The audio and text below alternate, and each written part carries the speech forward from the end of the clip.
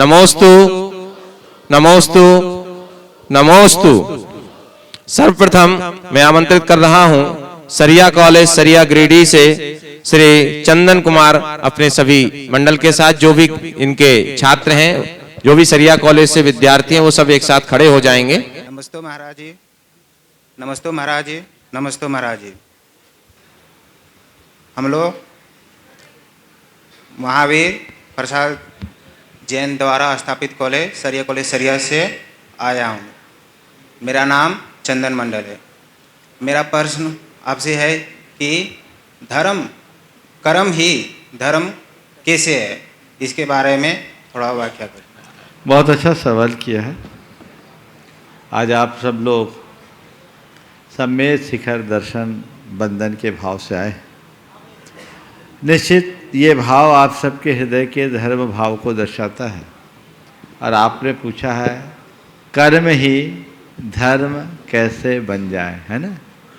जो मनुष्य पवित्रता के साथ अपने कर्म करता है तो उसके जीवन में धर्म जुड़ता है। और अगर मुझसे पूछो धर्म की व्यवहारिक व्याख्या क्या है, तो मैं कहूँगा कर्म की पवित्रता ही धर्म है। समझ गए? अपने कर्म में पवित्रता लाओ। हमारा मन, हमारी वाणी, हमारा व्यवहार, ये सब पवित्र हो तो समझ लो हम धर्म ही कर रहे हैं। समझ गए? सत्कर्म करो, खटकर्म नहीं। सत्कर्म धर्म है और खटकर्म अधर्म है। तो खटकर्म से सत्कर्म की ओर जाने का एक ही रास्ता है, आधार है, वह है पवित्रता। अगले एक और हैं, छात्रा हैं श्रेया बनर्जी सरिया कॉलेज से, वो भी अपना प्रश्न रखना चाहती हैं। नमस्ते गुरुजी, नमस्ते गुरुजी, नमस्ते Guruji. Myself Shreya Banerjee and these are my friends and they are my professors. Sir, we are from Saria College, Saria, District Giridih, Jharkhand. The founder of our college was late Mahabir Lal Shetty, sir. Sir, we feel very blessed to be in front of you. Sir, we want to ask you a question that how to get concentrate in study or focused in our study as we get very easily distracted. Guruji, can you please tell us? Thank you. बहुत बहुत सुंदर बात आपने पूछी है। सबसे पहले तो मैं एक बार जिन महावीर प्रसाद जी सेठी का उल्लेख इन्होंने किया, वो हमारे समाज के एक बहुत बड़े स्तंभ थे, बड़े समाज सेवी थे। इस पूरे क्षेत्र के लिए उन्होंने बहुत कुछ किया। सम्मेद शिखर के लिए तो उनका रोम रोम अर्पित था और गुणायतन के संस्थापकों में भी उनका ऊपर स्थान जाता है। वे शुरू से गुणायतन के निर्देशक रहे। आज वे यहाँ नहीं हैं, लेकिन उनके द्वारा बोए गए पेड़ आज अपना फल प्रदान कर रहे हैं। निश्चित ये उनके जीवन का एक बहुत बड़ा सुकृत है और लोगों के लिए एक उदाहरण भी है कि हम अपने जीवन में कितना कमाते हैं, जोड़ते हैं, सब छोड़ कर जाते हैं, लेकिन जो अच्छा काम करते हैं वो हमारे लिए स्थायी स्मृति दिलाता है, सबके स्मृति का आधार बनाता है, वही शेष रह जाता है। लोगों को इससे प्रेरणा लेनी चाहिए। अब मैं उत्तर पे आता हूँ। इन्होंने पूछा है कि हम अपनी स्टडी में फोकस कैसे करें, कंसंट्रेशन कैसे लाएं। प्रायः स्टूडेंट्स के साथ ऐसा हो जाता है कि उनका चित्त बट जाता है। चार बातें मैं तुम जैसे स्टूडेंट्स को सामने रख कर के कहना चाहूँगा कि जब भी हम कोई काम करें तो सबसे पहले अपने लक्ष्य को सामने रखें। जिस मनुष्य का चित्त उसके लक्ष्य से बंध जाता है, उसका चित्त इधर उधर नहीं भागता। हमें अर्जुन बनना चाहिए। हर पल मुझे क्या करना है, केवल वह उसकी धुन हो। मुझे पढ़ाई करना है तो पढ़ाई करना है, मुझे कॉम्पिटिटिव एग्ज़ाम में जाना है तो कॉम्पिटिटिव एग्ज़ाम में जाना है, मुझे सीए करना है तो सीए करना है, मुझे आईएएस बनना है तो आईएएस बनना है। जो मेरा लक्ष्य है हर पल वो हमारे सामने होना चाहिए। हमारे साथ गलती क्या होती है कि हम एक साथ अनेक तरफ चित्त बांट देते हैं और जिसका चित्त पहले से बट जाता है वो कभी स्थिरता नहीं रख पाता। तो सबसे पहले हम जो भी करें एक लक्ष्य बना करके चले, वो लक्ष्य सुनिश्चित कर दें कि इतना तो मुझे करना ही है, यही करना है, एक बात। दूसरी बात, जब हम पढ़ने के लिए बैठें तो एक तय करके चले कि इतना चैप्टर पढ़ करके उठना है, इतनी देर तक पढ़ना है, ये चैप्टर पूरा जब तक नहीं होगा मैं अपना स्थान नहीं छोड़ूंगा। कई बार क्या होता है, पढ़ने आप लोग बैठते हैं, पढ़ने बैठते हैं तो बस थोड़ी देर बाद मन उचट जाता है, कुछ और कर लो, कुछ और कर लो, तो ध्यान उधर चला जाता है, और जब उधर ध्यान चला जाता है तो फिर पढ़ाई एक तरफ धरी रह जाती है। और फिर आज के समय में तो प्रायः सब डिजिटल माध्यम से पढ़ाई करते हैं, तो पढ़ते पढ़ते पढ़ते पढ़ते थोड़ा सा ध्यान इधर उधर हो गया, स्क्रीन टच हुआ, इधर उधर टच हो गया, उधर खो जाते हैं।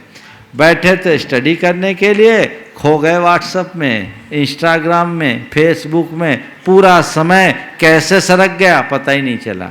नहीं, हमको अपना लक्ष्य सामने रखना चाहिए और टारगेट फिक्स करके बैठना चाहिए, ये टॉपिक मुझे पूरा करके ही उठना है, इतनी देर मुझे पढ़ना ही है, हम पढ़ कर ही दम लेंगे, इसके पहले नहीं। समझ गए? तो ये चीज़ आपके लिए बहुत अच्छा कंसंट्रेशन देगा।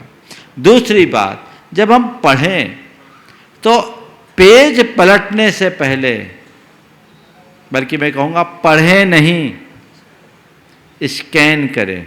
क्या करें? स्कैन करें। मैंने आज तक किसी भी विषय को याद नहीं किया। ये बात और है कि मुझे बहुत सारी बातें याद हैं। मैं जितना पढ़ता हूँ, याद नहीं करता, पढ़ता क्या हूँ उसको स्कैन करता हूँ, और एक बार माइंड में स्कैन होने के बाद उसको सेव भी कर लेता हूँ, और उसकी मेंटल फाइलिंग ऐसी करता हूँ कि जब चाहता हूँ तभी वो फाइल खुलती है, और जिस फाइल को खोलना चाहता हूँ वही खुलती है। तो ये अभ्यास से हो सकता है। पढ़ो मत, स्कैन करो। स्कैन करने का मतलब ये है, जब आप पढ़ रहे हैं तो पन्ना पलटने से पहले देखो कि यहाँ कहा क्या जा रहा है, क्या कहा जा रहा है, उसका सार क्या है, उसके पूरे सार को आप अपने माइंड में सेव करो। यहाँ कहने का आशय ये है, ये कहा जा रहा है, और उससे मिला जुला संदर्भित कोई एक टाइटल अपने दिमाग में रख दो कि ये बात इस सेंस में कही गई है। टाइटल आपका अपना ओरिजिन है, वो आपको याद रहेगा, तो फिर उससे रिलेटेड सब्जेक्ट भी आपको याद रहेगा। तो स्कैन करना सीखिए। पन्ना तभी पलटिए जब उसका सार आपके पास हो, और मान लीजिए आपने 1 घंटे में 15-20 पेज पढ़े हैं, तो पूरे टॉपिक के बाद उसका निचोड़ क्या है उस पर कुछ देर के लिए सोचिए, और उसके सार को अपने नोटबुक में लिख दीजिए। आपको कभी सोचना नहीं पड़ेगा अपने पढ़े हुए विषय के लिए, वो हमेशा आपके माइंड में प्रेजेंट रहेगा। अब जब चाहेंगे तब लिख सकते हैं। ये तीसरी बात। और चौथी बात, नियमित ओंकार की नाद कीजिए। गहरी श्वास भरकर कम से कम 9 बार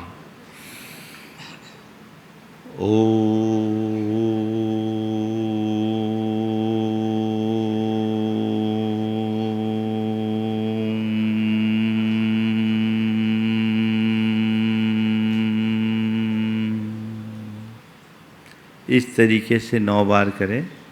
और यदि आप लोग भावना योग करो, शायद पहली बार सुने होंगे, लेकिन आप YouTube और प्रमाणिक ऐप पर देखेंगे तो भावना योग मिलेगा। बहुत सारे बच्चों ने यही इसी मंच से आकर कहा कि वो नियमित भावना योग किए, उससे वो UPSC और PSC में सेलेक्ट हो गए। कुछ बच्चों, एक बच्ची ने तो कहा उसने IIT में 25th रैंक ले आया।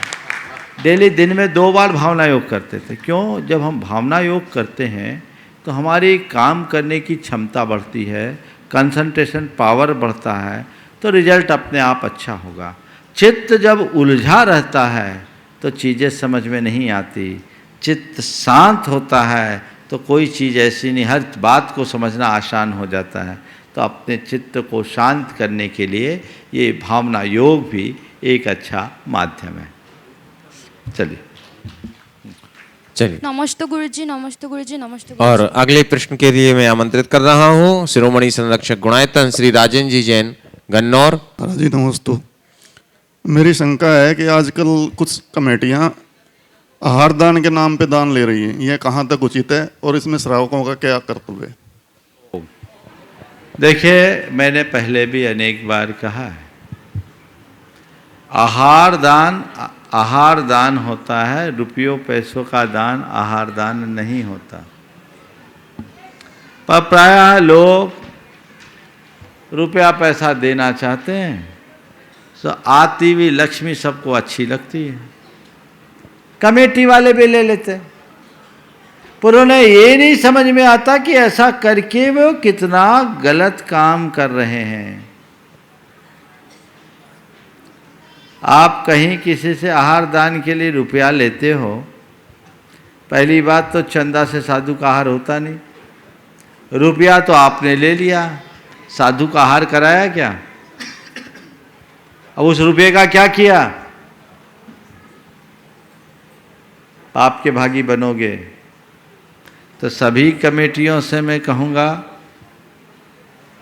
कि आहार दान के नाम पर रुपया मत लो। और आपको मैं एक बात सुनाना चाहूँगा। मैं ब्रह्मचारी था, गंज बासोदा की बात है, गजरत महोत्सव हो रहा था। एक संभ्रांत से सज्जन आए, वो 100 के नोट निकाल कर मेरी तरफ दिखाते हुए कहा कि भैया ब्रह्मचारी जी, मुझे आहार दान में कुछ रुपए देने हैं, आप ले लो।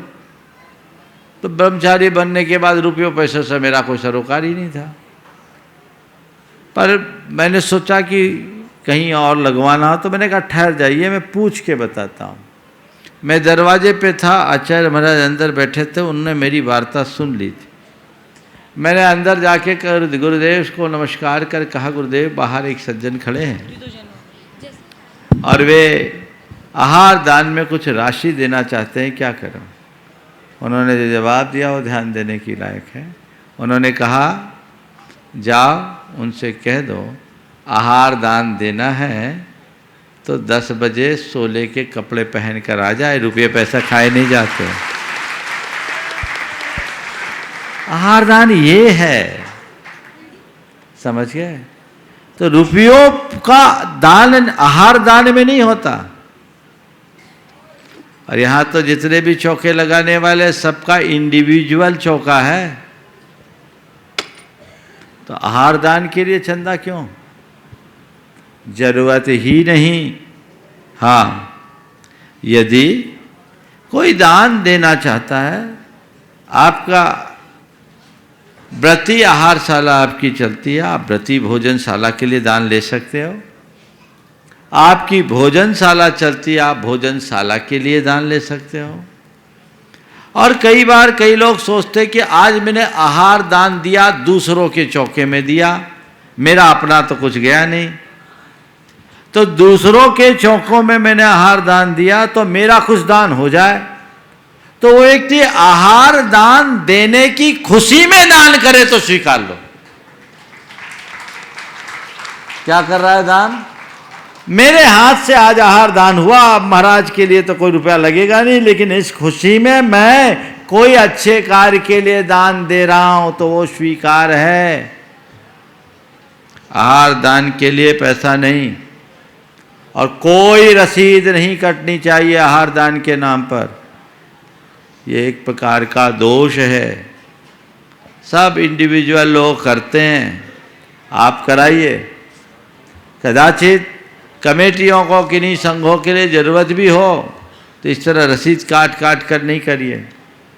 आज हमारे साधु की ऐसी दुर्दशा नहीं है कि उनके लिए चंदा करना पड़े, लोगों की लाइन लगी हुई है। एक आदमी भी करने में सक्षम है। व्यवस्थापकों के सामने समस्याएं रहती है, सब जगह एक सी व्यवस्था नहीं रहती, उनको व्यवस्थाएं करनी है, पर वो चंदा आहार दान के नाम पर नहीं। धर्म प्रभावना के नाम पर आपको कोई दान मिलता है, आप उसे स्वीकार कर सकते हैं। भोजनशालाएं, व्रती आहारशाला आदि है, उनके लिए आपको दान मिलता है, जरूर कर सकते हैं। और मैं आप लोगों को कहूँगा, किसी भी तीर्थ क्षेत्र में जाओ, किसी भी धर्म स्थान में जाओ, यदि आप भोजन करते हो तो भोजन के मद में कुछ दान जरूर दो, और जितने का भोजन कर रहे हो उससे ज्यादा दो, ताकि उसमें वही पैसा लगे और उसका लाभ उन लोगों को भी मिल जाए जो अपने जेब से देने में सक्षम नहीं है। ये उदारता होनी चाहिए।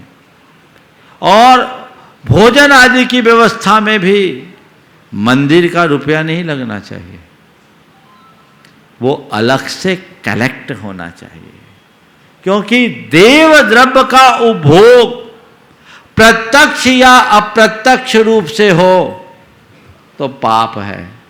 अब आप कहोगे महाराज हम लोग यहाँ विधान में आए, कमेटी का भोजन कर रहे हैं तो हमें तो निर्मल का दोष नहीं लगेगा, है ना? नहीं लगेगा। क्यों नहीं लगेगा? तुमसे फुल पैकेज ले लिया गया है। साइलेंट कर दिया ना। तुमसे जो लिया गया है वो किसके लिए लिया गया है? ये दान नहीं लिया है, ये व्यवस्था राशि ली गई है। इसमें तुम्हारे रहने के, खाने के, कपड़ों के, लत्तों के सब खर्चे इंक्लूड हैं। अभी ये निर्माल्य नहीं, इसके बाद हिसाब किताब करके जब बच जाए, सरेंडर हो जाए, वो देव द्रव्य हो गया। तो धार्मिक आयोजनों में कमेटियों के सामने दुविधा होती है, अलग अलग कितने मद में पैसा इकट्ठा करें। तो उसके लिए आप उनसे, लोगों से लीजिए, ताकि वे देव द्रव्य के उपभोग के पाप से बच सके। ये व्यवस्था होनी चाहिए। और ऐसे कार्यों में सदैव उदारता का परिचय देना चाहिए। बहुत अच्छी बात पर आपने ध्यान आकृष्ट किया है।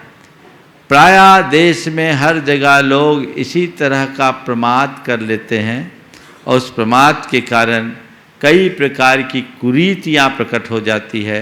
ये उचित नहीं है, हमें इनसे बचना चाहिए। सभी धार्मिक संस्थाओं के प्रमुखों से मेरा ये कहना है, ऐसा मत करो। और आप सबसे भी मेरा कहना है, आप भी आहार दान में ऐसा पैसा मत दो।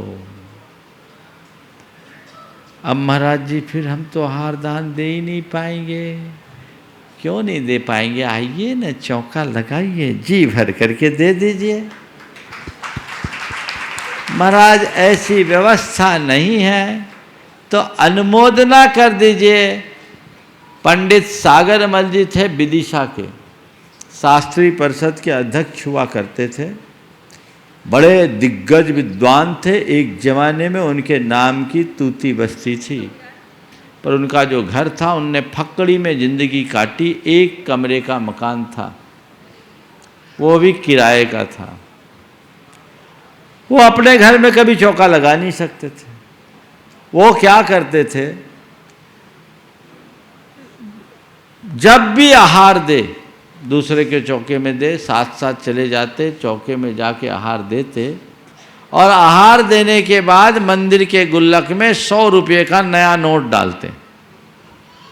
उनका नियम था, आज मैंने आहार दिया तो 100 का एकदम नया नोट। एक दिन मेरी दृष्टि पड़ गई तो उन्होंने कहा, महाराज जी मैंने आहार दान दिया, मेरा कोई द्रव्य लगा नहीं, और ये द्रव्य आप लोगे नहीं, तो मैं सोचता हूँ चलो जो कोई नहीं ले वो भगवान ले ले,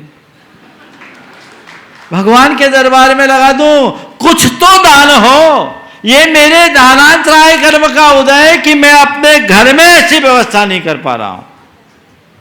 तो हम तो ये जानते हैं कि दानांतराय दान देने से कटता है, कि न केवल दानांतराय, दान देने से सारे अंतराय टलते हैं। इसलिए मैं ऐसा करता हूँ।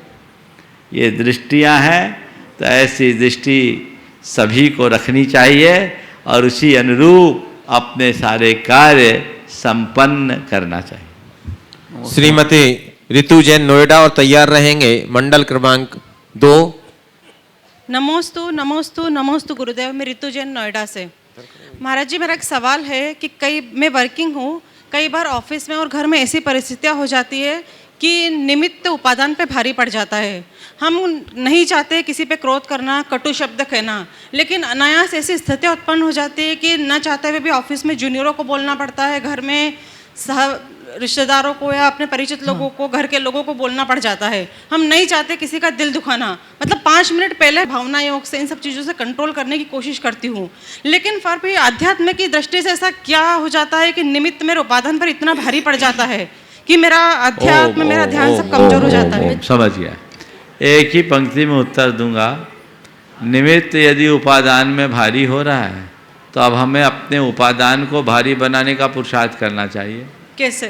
शांत अवस्था में मुझे शांत रहना है, मुझे सहज रहना है, मुझे शांत रहना है, मुझे सहज रहना है, घोटना शुरू करो तो उस समय जब कुछ ऐसा होगा अंदर से आवाज आएगी, मुझे शांत रहना है, मुझे सहज रहना है, चीजें अपने आप अनुकूल हो।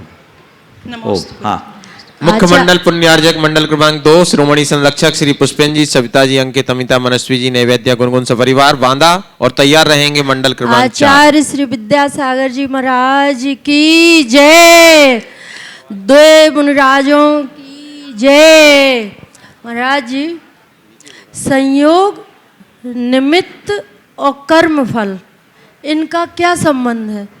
यदि हमें अच्छे संयोग मिलते, अच्छे निमित्त, तो सब अच्छा हो जाता है। हम सोचते, प्रसन्न हो जाते हैं कि सब इतना अच्छा हमने किया या अच्छा हो गया, और यदि इसके विपरीत हमें मिल गया तो हम संयोग कहते, ऐसा संयोग नहीं मिला होता, ये निमित्त नहीं मिला होता तो ऐसा नहीं होता। तो महाराज जी, इस तरह की उलझन मन में बनी रहती है। तो महाराज जी, हमारी ये शंका नहीं, उलझन है महाराज जी। बहुत सुंदर।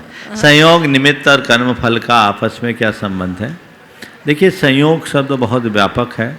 ओम बाएं साइड साइलेंट मोड में है ना। संयोग शब्द 2 संदर्भ में है। एक संयोग जो हमारे जीवन में अच्छे बुरे प्रसंगों के अनुरूप मिलता है जी, और एक संयोग जो व्यापक तत्व है, जो किसी भी कार्य को निष्पन्न करने में कारण बनता है, जी, वो संयोग है जिसमें द्रव्य क्षेत्र काल भाव सब समाहित होते हैं, दैव पुरुषार्थ सब आ जाता है।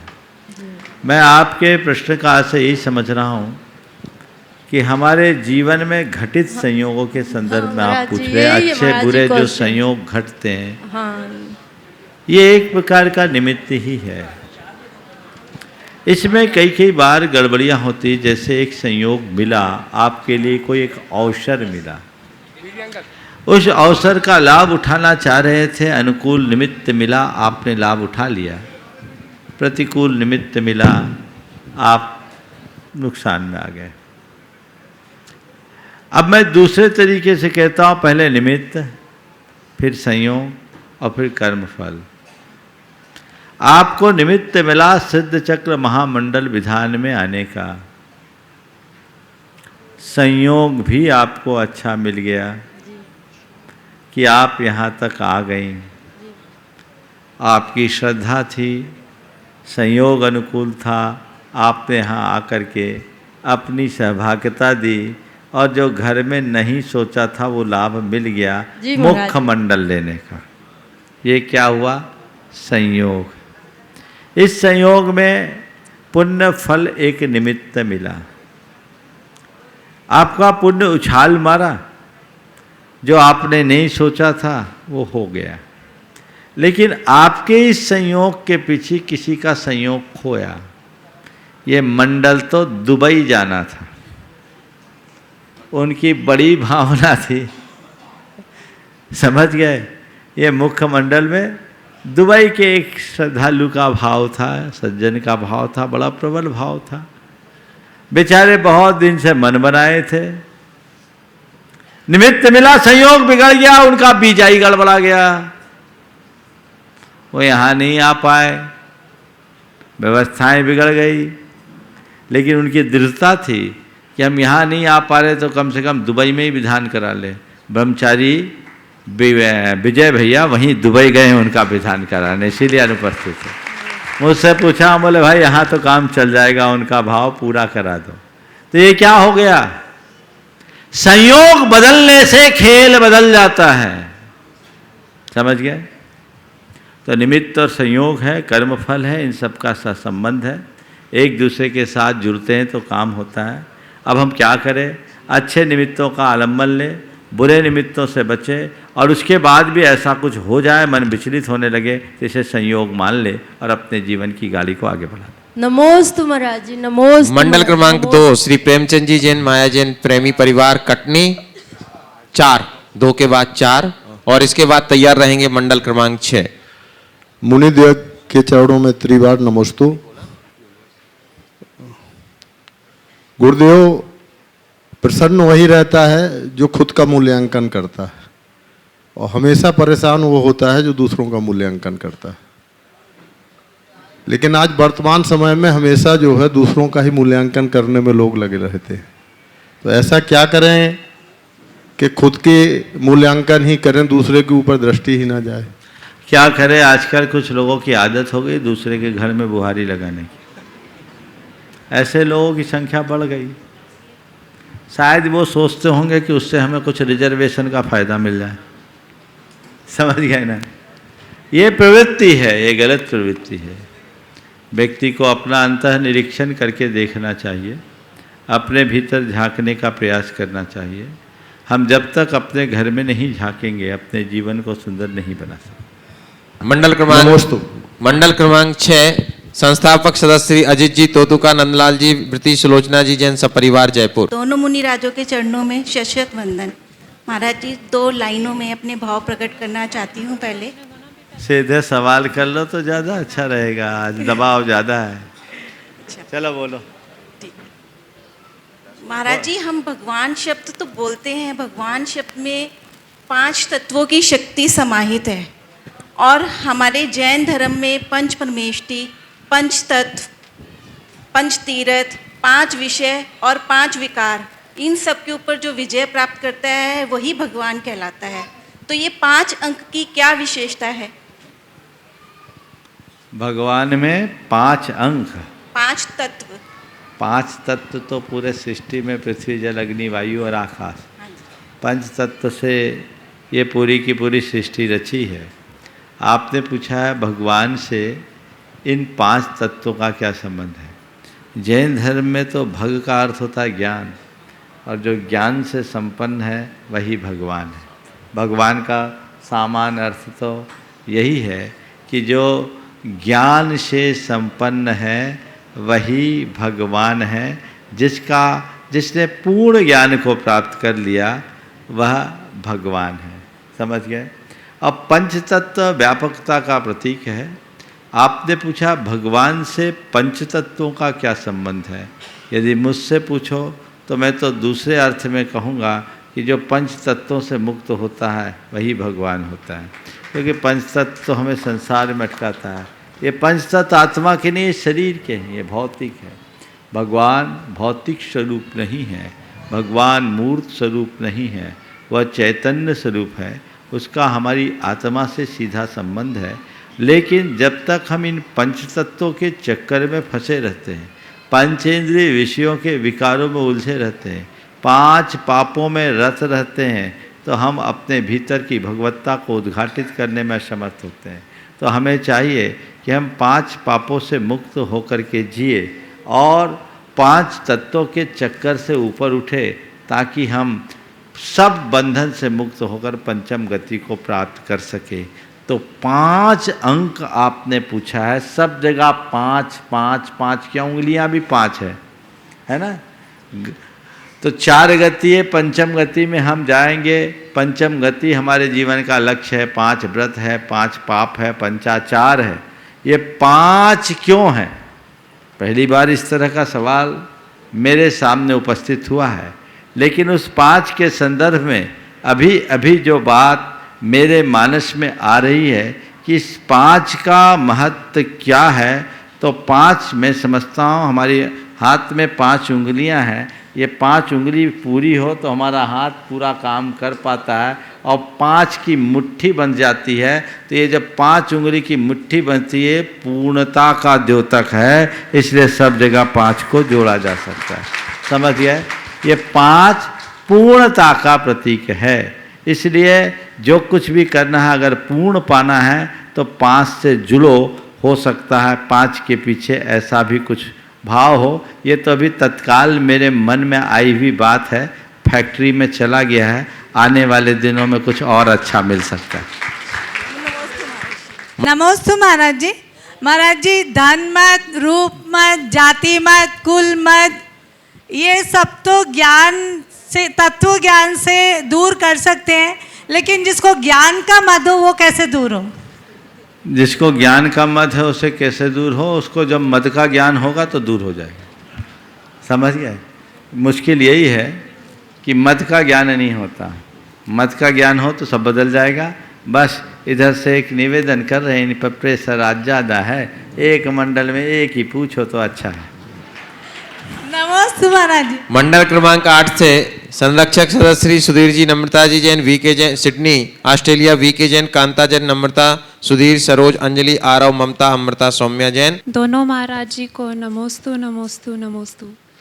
मैं आपसे ये पूछना चाहूँगी कि अगर किसी को हिंदी या संस्कृत पढ़नी नहीं आती है या अच्छे से समझ में नहीं आती है, तो फिर भी उनका सम्यक दर्शन और सम्यक ज्ञान पॉसिबल है क्या? और मैं इसीलिए पूछ रही हूँ क्योंकि जो आज की हमारी जैन कम्युनिटी है पूरी दुनिया में, तो उसका डायस्पोरा बड़ा होता जा रहा है, और इंडिया के बाहर ऐसे काफ़ी लोग हैं जो जैनिज़्म के प्रिंसिपल्स के हिसाब से रहना चाहते हैं। तो ऐसे लोगों के लिए जो मेरे जैसे हैं, उनके लिए सिर्फ पूजा में बैठना और सुनना सफिशेंट है क्या सम्यक दर्शन और सम्यक ज्ञान के लिए? बहुत सुंदर। आपके सवाल के लिए एक दूसरा सवाल मेरे पास बहुत पहले एक बच्चे ने पूछा, बोले महाराज क्या, बोले भगवान को हिंदी संस्कृत के अलावा और कोई लैंग्वेज नहीं आती क्या? छोटे से बच्चे ने पूछा कि महाराज जी भगवान को हिंदी और संस्कृत के अलावा और कोई लैंग्वेज नहीं आती? बोले क्यों? बोले सारे मंत्र हिंदी और संस्कृत में ही मिलते हैं, कोई नहीं आते हैं। हम बोले भगवान के पास सब आते, पर हमारे भक्तों ने बनाए नहीं, तो भगवान क्या करेंगे? तो हम लोग, हमको जिनको संस्कृत नहीं आती वो क्या करें? तो हमने जाओ भगवान के सामने जो आए जाके सुना देना, कहना भगवान मेरे पास शब्द नहीं, भाव है, मंत्र आप बना लेना। समझ गया? सवाल धर्म का है, धार्मिक क्रियाओं का है, ये शब्दों से प्रधान नहीं, शब्द प्रधान नहीं है, भाव प्रधान। आप किस भाषा में उच्चारण कर रहे हैं ये उतना अर्थपूर्ण नहीं है, किस भाव से बोल रहे हैं महत्वपूर्ण। समझ गए? तो यदि किसी को संस्कृत नहीं आती, हिंदी नहीं आती, वो अपनी भाषा में पढ़ सकता है, लेकिन मैं चाहता हूं कि आपकी सांस्कृतिक पहचान बने रहे, सांस्कृतिक निष्ठा कायम रहे, तो उसके लिए इसे भी सीख लो। सीखना असंभव नहीं है। मनुष्य को जब तक अवसर और अनुकूलता हो अधिक से अधिक भाषाओं को सीखना चाहिए। समझ गए? सीख लीजिए, सीखने में क्या हानि है। और नहीं सीख पाते तो जो सीखे सिखाए उसी में कर लो। आजकल सब पाठ्य सामग्री तैयार हो रही है ऑनलाइन, ट्रांसलेशन भी सबके हो गए हैं, लेकिन मूल भाषा में किसी का भी जो अर्थ है, भक्तामर आप अनुवाद पढ़ोगे, अनुवाद ही है, मूल है, उसका फोनेटिक इफेक्ट भी होता है। और मंत्रों में अर्थ का अर्थ नहीं होता, मंत्र में जो शब्दों का उच्चारण होता है उससे होने वाली एनर्जी की प्रस्फोट में ही सब कुछ प्रकट हो जाता है। तो हम मंत्र को शुद्ध भाव से पढ़ें, हमारा सारा कार्य सहज संपन्न हो सकता है। मंडल क्रमांक 10 संस्थापक सदस्य इंजीनियर श्री अनिल कुमार जी, त्रिशला जी, एकता, अरुण कुमार जी, विदित वर्ष का जैन सपरिवार बरेली और तैयार रहेंगे मंडल क्रमांक 12। मंडल नंबर 10 की ओर से दोनों गुरुवर के चरणों में बारंबार नमोस्तु नमोस्तु नमोस्तु। गुरुवर, मान की जड़ें क्रोध की जड़ों से ज़्यादा गहरी और मजबूत लगती है। क्रोध तो किसी को देखकर आता है, पर ईगो और अभिमान तो हर जगह मौजूद रहता है। कृपया इस पर नियंत्रण के ऊपर उपाय बताएं। देखिए, ईगो के नियंत्रण के ऊपर उपाय बताने के लिए अगर मैं जाऊं तो पूरा समय हो जाएगा, समय पूरा हो जाएगा, बात अधूरी रह जाएगी। लेकिन इतनी ही बात मैं कहता हूं, अपने ईगो को नियंत्रित करके रखना चाहते हो तो अपने से ऊपर वाले को देखो। समझ गए? जब हम ऊपर वाले को देखेंगे तो समझ में आ जाएगा हमारी औकात क्या है। कहावत है, ऊँट जब पहाड़ के नीचे जाता है तभी उसे अपनी औकात का पता लगता है। हम किसका ईगो कर रहे हैं? हमारे पास ऐसा है क्या जो अहंकार करने लायक है? ये सब हमारा अज्ञान है। जिस दिन व्यक्ति के अंतर में ज्ञान प्रकट हो जाता है उसका सारा अहम विसर्जित हो जाता है। चलिए, मंडल क्रमांक 12 संस्थापक सदस्य श्री एनसी जैन, श्री चमनलाल जी जैन, न्यू दिल्ली और इसके बाद तैयार रहेंगे श्री दिनेश जी जैन, बिलगी। तो मुनिराजों के चरणों में मेरा नमोस्तु। गुरुवर मंडल क्रमांक 12 की तरफ से 3 बार नमोस्तु। मुनिश्री, आप हमेशा सकारात्मकता की बात करते हैं और इसीलिए ये जन समुदाय, जैन और जैनेतर समाज आपसे जुड़ता जा रहा है और आपके प्रवचनों में और शंका समाधान में भी पॉजिटिविटी की बात होती है। गुरुजी, मनुष्य के जीवन में, हर एक व्यक्ति के जीवन में कोई ऐसा क्षण या ऐसा पल या ऐसा कोई होनहार होता है कि अपने ही गैर हो जाते हैं और धोखा देते हैं। तो क्या कभी आपके जीवन में ऐसी कोई घटना घटित हुई हो जब आपको ऐसा लगा हो कि वो आपके प्रति श्रद्धावान नहीं रहा है और उस समय आपने अपनी सकारात्मकता कैसे बचाए रखी और विशेषकर पिछले 15 सालों के अंतर्गत? नमोस्तु गुरुवर। देखिए, बहुत ही अलग प्रश्न आपने पूछा है। हर व्यक्ति के जीवन में हर तरह की घटनाएं घटती और कई घटनाएं ऐसी होती है जो मनुष्य के जीवन की दिशा तय करती है, दिशा बदल देती है। एक आम व्यक्ति के जीवन में और एक साधु के जीवन में बुनियादी अंतर होता है। आप लोगों को एक दूसरे के साथ धोखा, विश्वासघात, छल कपट आदि की संभावनाएं अधिक होती है। साधु जीवन में इस तरह की बातें सीधे तौर पर बहुत कम आती है और अगर कदाचित आई जो इनसे प्रभावित हो गया वो उलझ जाते हैं। लेकिन जो तटस्थ होता है वो और मजबूत होता है। मेरे साथ घटनाएं हुई और मैं मानता हूं कि यदि मेरे अंदर सकारात्मकता नहीं होती तो शायद मैं भी विचलित हो जाता। आप सबको पता है, मैं तो अक्सर अपने प्रवचनों में भी कहता हूं, गाड़ी जितनी रफ्तार से चलती है पीछे से उतनी धूल भी उड़ती है। कई बार लोग वो धूल सामने की तरफ फेंकना चाहते हैं। आज से कुछ वर्षों पूर्व कुछ लोगों ने मुझ पर धूल फेंकना चाहा, अपने तई खूब सारी धूल फेंकी, पर मैंने एक ही बात सोचा, वे धूल वो नहीं फेंक रहे हैं, ये गाड़ी की रफ्तार के कारण उत्पन्न हो रही है। फेंकने वाले को धूल फेंकने दो, मुझे धूल की तरफ देखना नहीं है और रफ्तार को खोना नहीं है। मैं देख रहा हूं मेरी गाड़ी और अधिक गति से अपने गंतव्य की ओर बढ़ रही है। समझ गए? तो ये चीजें होती है। हर साधु के साथ आलोचना जुड़ती है, आलोचक आलोचना करते हैं, लेकिन यदि आप उनसे प्रभावित हो गए तो गए, और आपने यदि उस घड़ी अपनी स्थिरता रख ली तो वो आपके जीवन की एक उपलब्धि बन सकती है।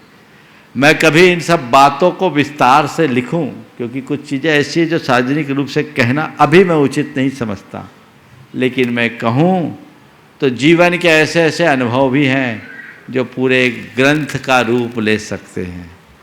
समझ गए? बस एक वाक्य मैं अपने जीवन के संदेश के रूप में आप सबसे कहना चाहूँगा। जीवन में कभी भी कुछ भी घटे, विचलित मत हो। कितनी भी बड़ी चुनौती आए, घबराओ मत, उसे चुनौती के रूप में स्वीकार करो और अपनी कुशलता से उपलब्धि में बदल डालो। यही तुम्हारे जीवन की कामयाबी का आधार। श्री दिनेश जी, भावना जी जैन बिलगी और ओम। देखिए दिनेश जी बिलगी आ रहे हैं। आ जाइए दिनेश जी, इधर आ जाइए, सामने आइए। दिनेश जी, भावना जी बिलगी, इधर आइए आगे। ये बड़े समर्पित, सरल चित्त और आगे व्यक्तित्व के धनी हैं। ये एक उद्योगपति तो है ही, लेकिन ये जितने बड़े उद्योगपति हैं उतने ही उदार हृदय और सरल चित्त व्यक्तित्व के धनी हैं। ये जब मेरे पास पहली बार आए थे तब मैं आष्टा में था, और आए इसी भाव से थे कि गुरुदेव मुझे आपसे जुड़ना है, और ऐसे जुड़े कि खुद तो जुड़े ही पीढ़ियों को जोड़ गए, ये शिरोमणि संरक्षक बने। अभी यहाँ आए बिना ही चातुर्मास का प्रथम कलश रखा, ध्वजारोहण भी इन्होंने कल किया, वही इस विधान का किया, और आज उन्होंने एक बहुत बड़ा संकल्प मेरे समक्ष दिया है, उसकी जितनी सराहना की जाए वो कम है। और ऐसे लोगों से ही इस तरह की परियोजना को पूर्ण किया जा सकता है, जो खुद आगे से आगे आकर के कार्य करते हैं। हमें ऐसे व्यक्ति का तहे दिल से स्वागत करना चाहिए। मैं दिनेश जी और भावना जी को उनकी भावना के लिए आशीर्वाद देता हूँ, साधुवाद देता हूँ कि ऐसे ही उनकी भावना बलवती बनी रहे और वे धर्म और कर्म के क्षेत्र में दिन दुनी रात चौगनी वृद्धि करते रहे। नमस्ते गुरुदेव। नमस्ते। कोई सवाल करेंगे? चलो, हाँ चलिए, मैं आमंत्रित कर रहा हूँ सकल दिगंबर जैन समाज युवा महिला प्रकोष्ठ इंदौर संरक्षक राहुल सेठी और उनकी टीम को। नेर वाले बाबा चिंतामणि पारेशनाथ भगवान की जय। गुरुदेव, आपके आशीर्वाद से 1250 यात्रियों की यात्रा लेकर आए हैं, लेकिन इतने विघ्न जीवन में मैंने कभी नहीं देखे। 8 महीने पहले जब यात्रा की शुरुआत पीयूष रावकर और मैंने शुरू की तो हमारे साथ में बड़े बुजुर्गों ने मना करा। दूसरा, यात्रा की तारीख आई, जैसे तैसे व्यवस्था हुई। 21 जनवरी को यात्रा आनी थी, गुरुदेव कोविड लग गया, मेरे मामा को अटैक आ गया। बात थोड़ी सी 2 मिनट की महाराज जी का समय लूंगा, क्योंकि महाराज जी के सानिध्य में ही यात्रा निकल रही है। उसके बाद में मार्च की यात्रा प्रस्तावित हुई, आपका आशीर्वाद मिला। मार्च में 400 यात्री कैंसिल हो गए, बच्चों की एग्जाम पहली बार देश में फर्स्ट वीक में आ गई। मार्च में यात्री जैसे तैसे हुए तो रेलवे विभाग ने परेशान कर दिया। 3 दिन में 3 आदेश, कभी हिंदुस्तान में ऐसा नहीं हुआ, ऐसे विघ्न डाले और लाखों रुपए से हमको नुकसान हुआ। महाराज ऐसा क्यों कि जब युवा और महिलाओं ने पहली बार शिखर जी की यात्रा कराने का निर्णय लिया तो इतने विघ्न क्यों आए? मैं कहता हूँ पहले बार में इतने विघ्न क्यों आए इसको भूल जाओ, पहली बार में ही विघ्नों को झेलने का प्रमाण पत्र मिल गया, ये सोचो। अरे यहाँ आ गए ना, विघ्न की बात क्यों करते हो? विघ्न आए थे, अब गए, अब तो हम आ गए, अब वंदना भी हो जाएगी, कर भी ली, हो गया, वंदना किया हो गई, तो हमने अपना लक्ष्य फतह कर लिया। अब ज़्यादा सोचने की बात नहीं है। मैं एक बार इन युवाओं का करतल ध्वनि से चाहता हूँ आप लोग अभिवादन करें। 1250 लोगों को समेत शिखर लेकर के आना, वंदना कराना, ये कोई साधारण बात नहीं है। मैं आशीर्वाद देता हूँ कि अगली बार इससे ज्यादा विघ्न के लिए तैयार रहना। महाराज जी हम झुकेंगे नहीं, बिल्कुल हमारा लक्ष्य नहीं, इस बार कुछ भी लक्ष्य निर्बाध गति से चलेगा। हमारे ऊपर गुरुदेव का ऐसा आशीर्वाद है। बिल्कुल, जब 350 की यात्रा लाए थे तब 1250 का आशीर्वाद दिया था, और अब 1250 फिर आ गए दूसरी बार। और महाराज जी आपका आशीर्वाद चाहिए और आचार्य जी का कि 2023 में 1251 फिर से इंदौर में आएंगे। चिंता मैं आशीर्वाद यही नहीं दे रहा हूँ, मैं आशीर्वाद कुछ और भी देना चाहता हूँ। महाराज जी अपेक्षा इंदौर वाले कमर कस लो, आने वाले दिनों में गुणायतन के पंच कल्याणक में तुम लोगों की सबसे सक्रिय भागीदारी भी होनी चाहिए। बोलो गुरुदेव की। मध्य पूरे के पूरे मध्य प्रदेश, बुंदेलखंड और इंदौर सबकी भागीदारी होनी चाहिए। तो ये तब होगी जब अपना जुड़ाव इसी तरीके से बनाए रखोगे। सारे युवा वर्ग अभी से अपनी कमर कस ले कि कुंडलपुर का महोत्सव तो हो ही गया, अब हमें गुणायतन के महोत्सव को ऐतिहासिक ढंग से संपन्न करना। गुरुदेव आपका जो आदेश होगा आप बोलेंगे एक ट्रेन तो एक ट्रेन इंदौर से आएगी। बोलो कृष्णेर वाले बाबा की। बहुत सुंदर। चलिए, इस प्रकार आज के इस सत्र को परम पूज्य गुरुदेव के चरणों में नमन करते हुए यहीं पर विराम दे रहा हूँ।